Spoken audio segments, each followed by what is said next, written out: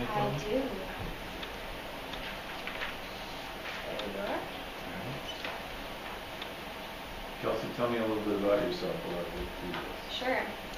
I'm originally from Washington State. I'm a senior this year here at Nyack College. I am an intercultural studies major. I'm also on the women's softball team. And yeah, I've really just enjoyed the Northeast and the difference from the Northwest. A little bit of a difference, but it's been good, yeah. What position do you play? I'm an outfielder. I used to coach basketball. Oh, really? So you understand a little bit. Another life, but yeah. All right.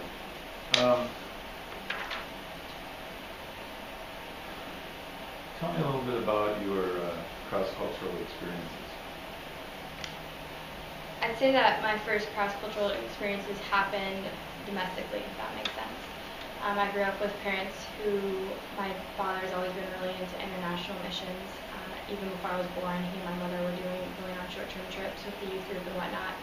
My mom really has had a heart for the homeless in the local community. And so I think through that really, without me really knowing it, sparked my interest for international, I guess you would call it humanitarian aid or whatnot. My first real exposure was when I was in the 7th grade. We had an organization come over, and then my school went to an event that kind of showcased the different places around the world where they had worked. And so that led me to really start to have a heart for Romania. And I've been privileged to go there twice. I was able to go there 2 or 3 summers ago on a short-term trip for about a week. And then this last summer I went back there for my internship that I had to do for the intercultural studies major here. So I spent 2 months in the same town with the same organization that I did 2 years ago. So that was a really fun experience to kind of keep that connection and whatnot. And also before I went to college, I took 6 months off between high school and college, and I did YWAM, or Youth with a Mission. And so through that, my outreach, we were in Cambodia for 3 months. And so we were in Cambodia for 3 months, and then we had a week in Thailand afterwards. So that was obviously a very different, experience from Europe and the West and whatnot. So those are probably my main experiences. As you experience another culture, give me an example of how you show your sensitivity to that culture.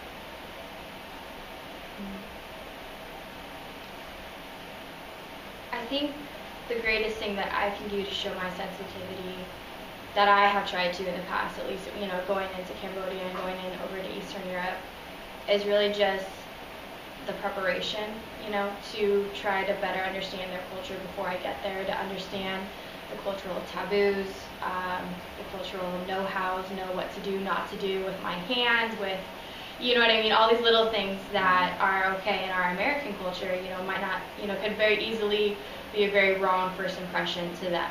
And so I think when I first go into another country, it's more of, I go into more of an observant role, trying to kind of almost mimic what I see the locals doing or not doing. Obviously I'll take from the information that I've already gathered, as far as what the books have told me you do and don't do, and how it translates to the, everyday on the local road type of, scale. What challenges you the most about another culture? Good question.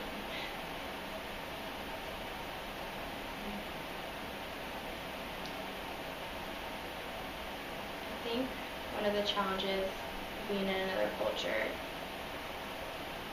is really just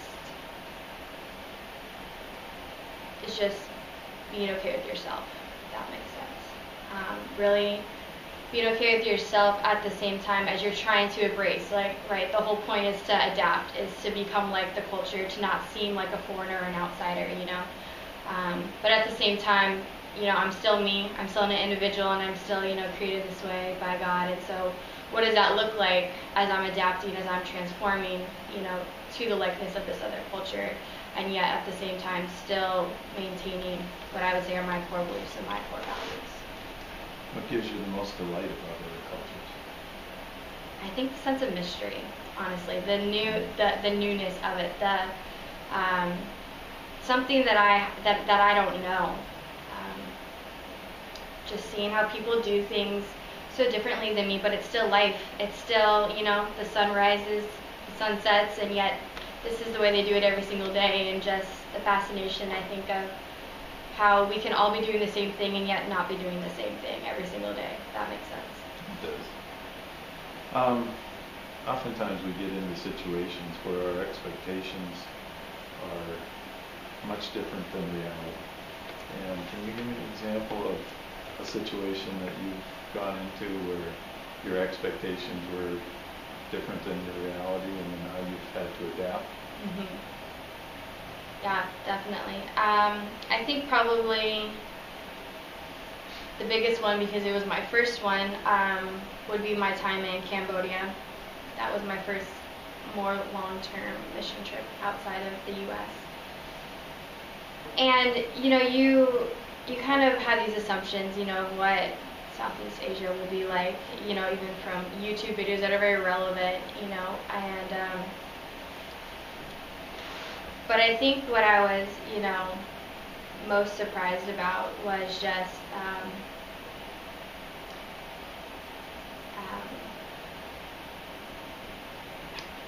sorry, I'm having a mind blank. It's all right, we can do something else. No, it's okay. So it's just because, okay, so when our group was really focused on human sex trafficking, and that was what we felt as a group, the Lord wanted us to work with over there. We had even kind of talked with our contacts, and, because there's a lot of child sex trafficking that happens in Cambodia, and so we were really prepared to work with them, and then we get over there, and then they were like, oh no, you can't be out past 9, and we're like, well, the stuff that's going to be happening, is going to be later on in the evening, type of a thing. And so that really threw our group for a loop, because we were all mentally and spiritually, prepared to be going over here and working with a certain ministry. And then they're like, well, we just want you to teach English actually instead. And so I think, we came in with this almost like spiritual hype behind us, you know what I mean? Like, because we knew we were going into this country that's a Buddhist country, so we knew that there was already like spiritual warfare going on heavily, and that, so for us to come into that, we were trying to just like, kind of get ready for it, and so that was definitely, I think, one of the biggest things was that I was expecting so much more like spiritual tension and spiritual warfare to, be seeing it, because that's what I had heard was, that was just so much more visible in a country like Cambodia, and we went over there and, we didn't really have any necessarily odd encounters, I guess you could say, that was talked about, and it's like, again, like I was saying, like, they're just people doing life, and yes, there's a lot of, different spiritual interactions that happen, spiritual warfare, maybe more blatantly, it just didn't happen around us, and so I think we were really more expecting to see a lot more, like, odd things, and that just didn't happen, but it was still like, okay, how do we still do ministry in the mundane things, the things that still need to be happening just wasn't what we thought that was going to be happening for our group. Let me focus you a little bit on work skills. What are your best work skills? What do you bring to the job?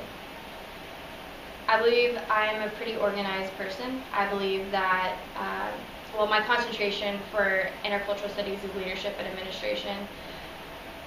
I think that as much as I love being on the hands-on side of an organization, being out there with the people and doing things, I think some of my greatest attributes and skills are empowering people. And so I love the administrative side of that, to where I can say, all right, here are the resources, here are the things that you need to do to go do what you want to do, so like, that's one of my biggest things, is just coming alongside somebody, partnering with, either an individual, a group, an organization, whatever it is, to really help them be able to fulfill whatever they're trying to do. That's a good fit. Do you have any questions for me? I do. So one of my questions regarding the organization of World Relief, I was looking over the website and I saw that your big thing is about working with local churches, right? You're partnering refugees, and the big thing is with like local churches. And so one of my questions was, So you say local churches, but like what does that look like? Does that mean it's interdenominational? Do you guys focus on partnering with one specific denomination? Is it, Catholics and every type of Christianity, or is it, you guys more focus on one type? Yeah, no, we have to pull in all the resources we can possibly pull in order to place as many people as we place in that four city area around Moline. Okay. Which means every church, no matter which denomination, from Catholic to Pentecostal, we try to involve them in the process if they're willing. Okay, very good. Do you feel like there's any, I guess, especially within the role of, what I'm interviewing for now, we're working with volunteers, so does that ever become a conflict between, different denominations, or do they seem to be able to work pretty well together? They're usually in their own little world. Okay. You're the common thread. Gotcha. And so yeah. You're training the volunteers, you're organizing the volunteers. Generally, when a new family comes in, it's around a church of some sort, and so most of the volunteers for that family come from that church. Okay. So you don't have a lot of crossover, but you might have a little, but it's usually not a problem that way. Good. Well, nice to meet you. Our time's up. Yes, so. thank you very much. I appreciate you taking the time. Thank you, Kelsey. Thank you. Have a good one.